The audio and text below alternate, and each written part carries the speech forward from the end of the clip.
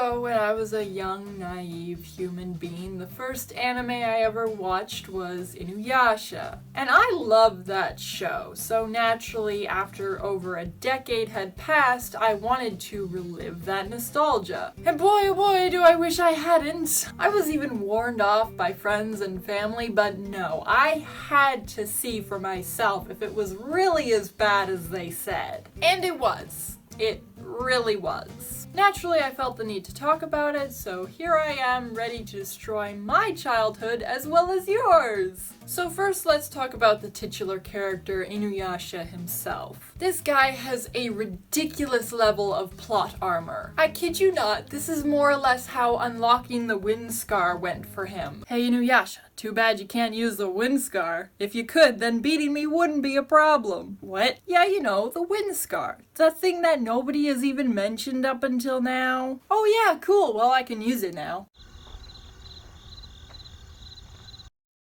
What? And when Inuyasha's half dead and the Tessaiga breaks, you think he'd be screwed, right? Nope!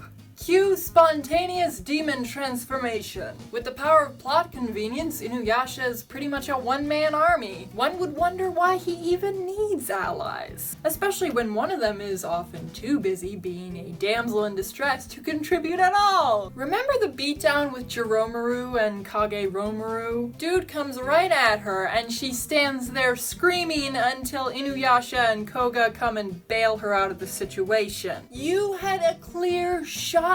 Why didn't you shoot? Did you forget that you had sacred powers? Anyway, speaking of Koga, let's talk about him, shall we? If you recall, when the gang first met him, it was right after he'd given his wolves the go-ahead to slaughter an entire village, with Rin being among the casualties. And by the end of the following episode, you know, the one where he kidnaps Kagome, Kagome is defending him from Inuyasha. Stockholm Syndrome much? Honestly, the way Kagome treats Inuyasha is horrendous. Instead of clearly communicating her feelings to him, she chooses to emotionally abuse him instead, using his feelings for her against him by ditching the team and leaving him to torture himself wondering what he did wrong when he did nothing wrong. And it's completely intentional too. Kagome admits as much to Shippo. But oh well, I guess it's not as bad as constantly trying to murder the person you claim to love. I'm looking at you, Kikyo. And while I'm looking, I may as well point out how utterly stupid this woman is. She's so ridiculously powerful she could probably obliterate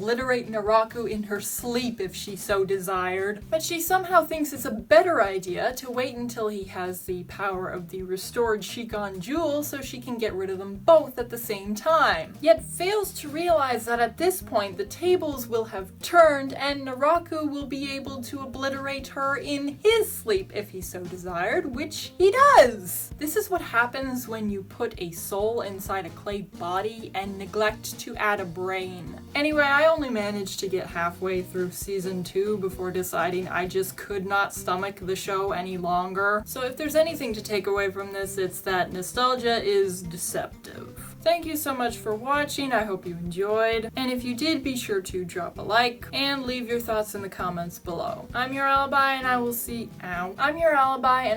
you next time.